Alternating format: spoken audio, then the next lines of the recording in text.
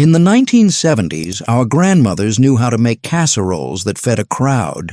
Put it in a casserole, edge with 1/4 cup of breadcrumbs. Their creativity in the kitchen didn't just fill bellies, it created bubbling golden dishes so satisfying they turned canned vegetables into celebrations.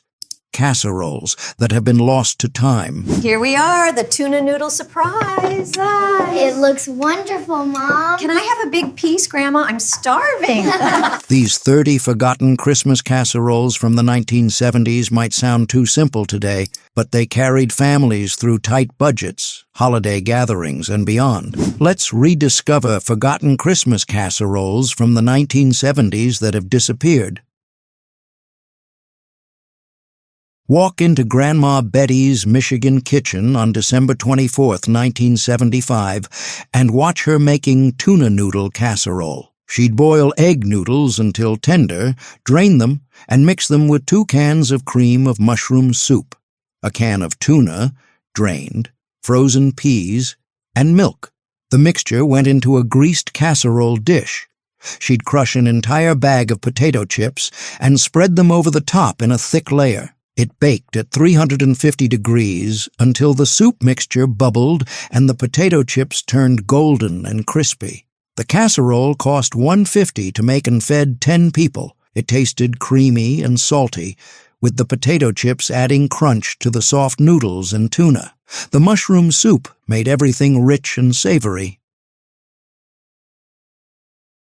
Stand beside Grandma Dorothy's Connecticut kitchen table on December 25, 1973, and watch her assembling chicken divan. She'd layer cooked broccoli spears in the bottom of a casserole dish, top them with sliced cooked chicken breast, then pour a sauce made from cream of chicken soup, mayonnaise, lemon juice, and curry powder over everything. She'd sprinkle shredded cheddar cheese on top, then cover it with buttered breadcrumbs. It baked until the cheese melted and the breadcrumbs turned golden. The casserole cost $2 to make and fed 8 people. It tasted creamy and rich, with the curry powder adding warmth and the lemon juice adding brightness. Walk into Grandma Faye's Arkansas kitchen in December 1975 and watch her making zucchini casserole. She'd slice zucchini and boil it until tender, drain it, then mix it with beaten eggs, sour cream, shredded cheddar cheese, and diced onion. The mixture went into a casserole dish. She'd top it with Jiffy corn muffin mix prepared according to package directions, spreading the batter over the zucchini. It baked until the cornbread topping turned golden. The casserole cost $1 to make and fed 8 people. It tasted savory and slightly sweet, with the cornbread topping adding texture. Zucchini casserole disappeared by 1984 when people stopped growing zucchini and started thinking it was boring. The tradition died when summer squash became something only gardeners ate. Stand beside Grandma Helen's Ohio kitchen on December 24, 1977, and watch her making beef and noodle casserole. She'd brown ground beef with diced onions and bell peppers, drain the grease, then mix the beef with cooked egg noodles, a can of tomato soup, a can of diced tomatoes, and shredded cheddar cheese. The mixture went into a casserole dish and she'd top it with more cheese. It baked until bubbling. The casserole cost $1.50 to make and fed 10 people. It tasted like goulash, tomato-y, beefy, cheesy, with the noodles soaking up all the sauce. Beef and noodle casserole disappeared by 1985 when people started calling it slop and refused to eat one-pot meals. The tradition died when casseroles became unfashionable and everyone wanted individual plated dinners. Walk into Grandma Margaret's California kitchen in December 1973 and watch her making artichoke casserole. She'd drain 2 cans of artichoke hearts, chop them roughly, then mix them with mayonnaise, grated Parmesan cheese, garlic powder, and lemon juice. The mixture went into a casserole dish, and she'd top it with breadcrumbs mixed with melted butter. It baked until the top turned golden and the edges bubbled.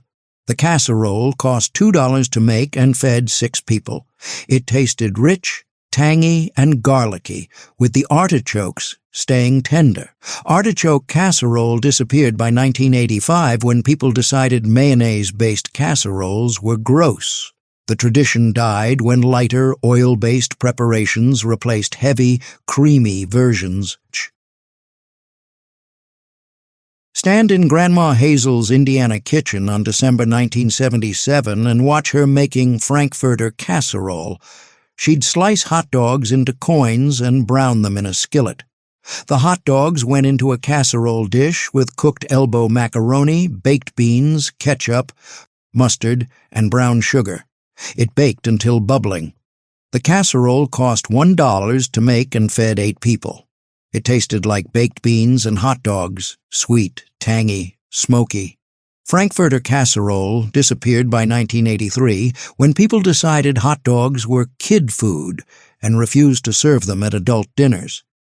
The tradition died when processed meat became embarrassing. Walk into Grandma May's Pennsylvania kitchen in December 1972 and watch her making cabbage roll casserole.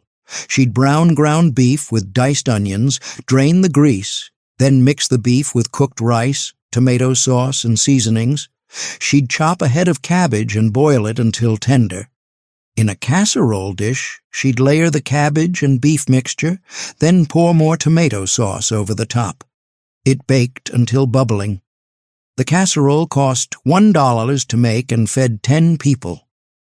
It tasted like stuffed cabbage rolls without the work, savory, tomatoey, with the cabbage tender and sweet. Cabbage roll casserole disappeared by 1985 when people stopped eating cabbage. The tradition died when Eastern European foods became too ethnic. Stand beside Grandma Rosa's New Jersey Italian kitchen on December 24, 1978, and watch her making eggplant parmesan casserole. She'd slice eggplant, salt it to remove bitterness, then fry the slices in olive oil until golden. In a casserole dish, she'd layer fried eggplant, jarred marinara sauce, shredded mozzarella, and grated parmesan. The layers repeated until the dish was full. It baked until the cheese melted and bubbled. The casserole cost $2 to make and fed 8 people. It tasted rich, tomatoey, and cheesy, with the eggplant soft and flavorful. Eggplant parmesan casserole didn't disappear entirely, but most people stopped making it at home by 1985 when frying eggplant became too much work. The tradition died when baked versions replaced fried. 30 casseroles gone. 20 left.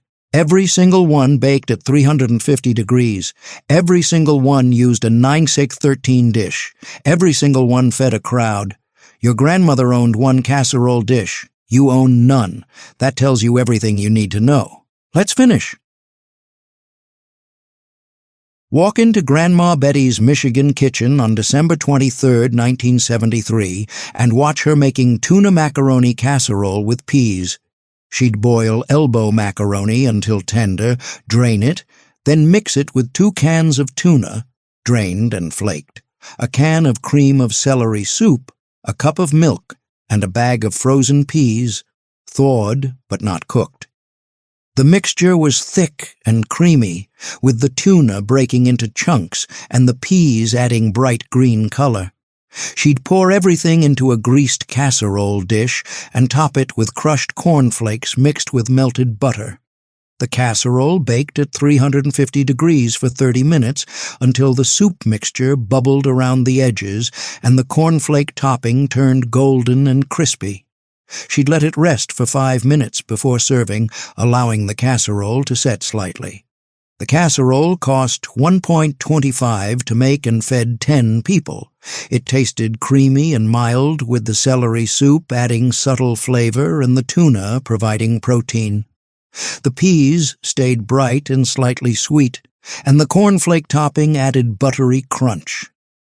Tuna macaroni casserole with peas disappeared by 1985 when people decided canned tuna was cheap and cream soups were processed. The tradition died when younger generations refused to eat anything made with canned fish, even though their grandmothers had fed entire families with it for decades. Stand in Grandma Ruth's Vermont kitchen in December 1978 and watch her making carrot casserole. She'd boil sliced carrots until tender, drain them, then mash them slightly. She'd mix the carrots with butter, brown sugar, eggs, and a little flour. The mixture went into a casserole dish, and she'd top it with crushed Ritz crackers mixed with melted butter. Walk into Grandma Pearl's kitchen in Hawaii in December 1976 and watch her making Spam casserole. She'd cube a can of Spam and fry it until the edges were crispy. The Spam went into a casserole dish with cooked white rice, cream of mushroom soup, milk, frozen peas, and shredded cheddar cheese. It baked until bubbling. The casserole cost $1 to make and fed 8 people. 25 casseroles gone, halfway there. These used ingredients you mock: Spam, Jiffy Mix, canned artichokes, Ritz crackers. Your grandmother wasn't embarrassed by shortcuts. She was smart. She fed families. You judge her while eating ramen. That's the difference. Let's finish this. Stand beside Grandma Edna's Pennsylvania kitchen on December 23, 1974, and watch her making cauliflower casserole. She'd boil cauliflower florets until tender, drain them, then place them in a casserole dish. She'd make a cheese sauce by melting butter, whisking in flour, adding milk, and stirring in shredded cheddar until smooth. The sauce poured over the cauliflower, and she'd top it with buttered breadcrumbs. It baked until golden. Walk into Grandma Dorothy's Connecticut kitchen in December 1975 and watch her making chicken tetrazzini. She'd boil spaghetti, drain it, then mix it with cubed cooked chicken, cream of mushroom soup, sour cream, sherry, and shredded Parmesan cheese. The mixture went into a casserole dish, and she'd top it with more Parmesan and buttered breadcrumbs. It baked until golden.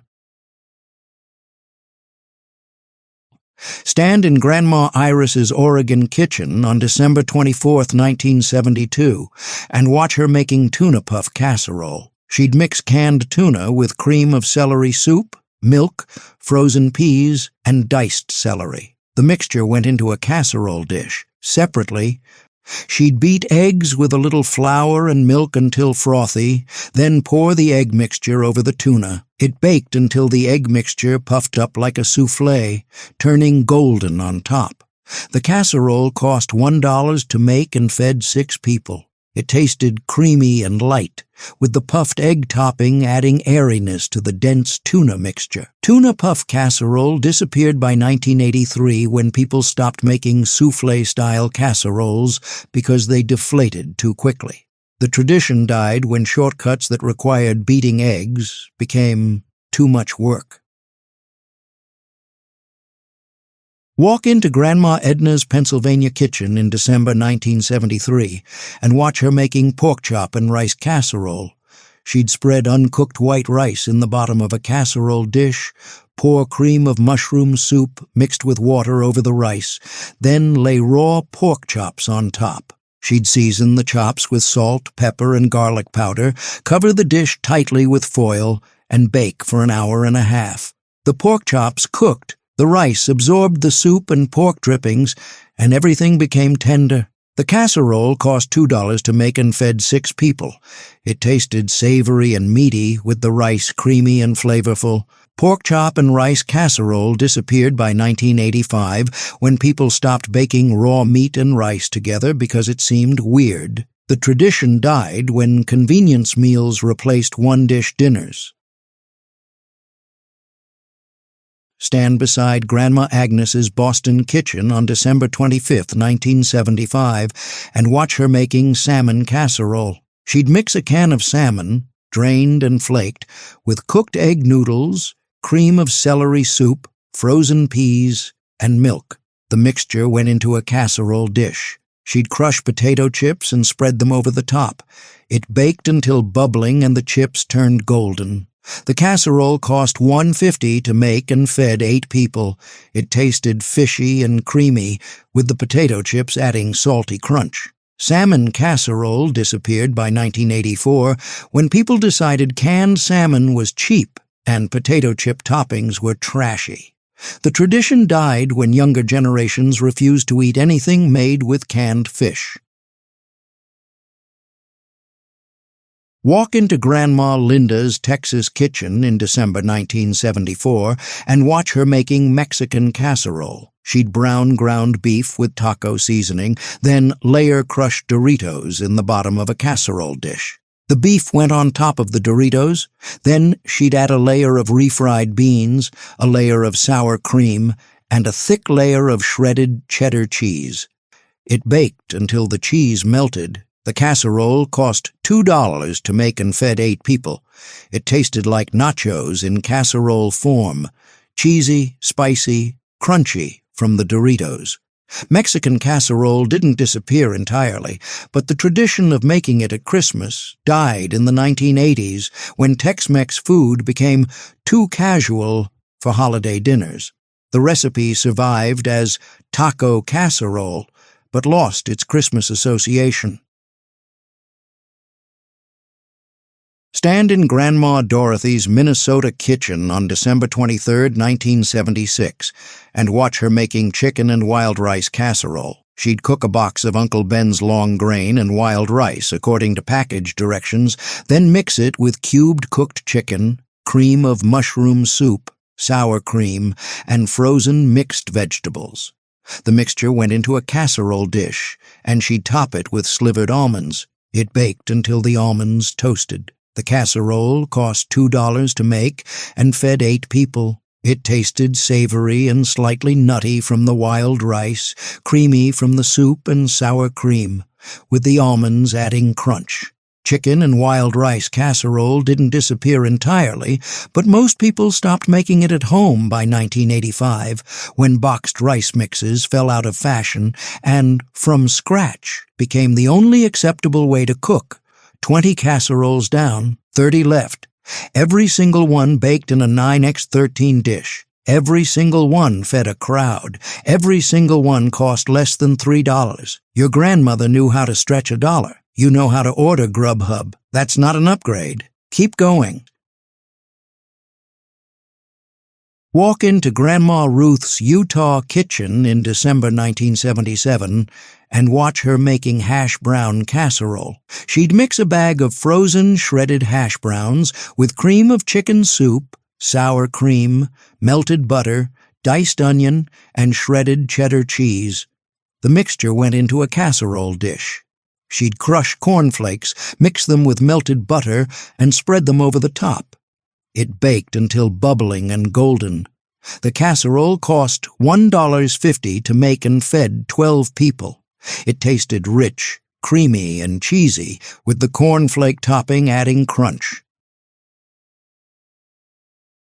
Stand in Grandma May's Kentucky kitchen on December 23, 1974, and watch her making corn casserole. She'd mix a can of whole kernel corn, drained, a can of creamed corn, a box of Jiffy corn muffin mix, sour cream, melted butter, and sometimes shredded cheese. The batter was thick and lumpy. It went into a greased casserole dish and baked until the top turned golden brown and slightly crispy. The casserole cost $1 to make and fed 10 people. It tasted sweet and corny, like cornbread in casserole form, with a texture that was part pudding, part cornbread. Walk into Grandma Linda's Texas kitchen in December 1976 and watch her making cheeseburger casserole. She'd brown a pound of ground beef with diced onions, drain the grease, then mix the beef with cooked elbow macaroni, a can of tomato soup, ketchup, mustard, and shredded cheddar cheese. The mixture went into a casserole dish, and she'd top it with more cheese and crumbled bacon.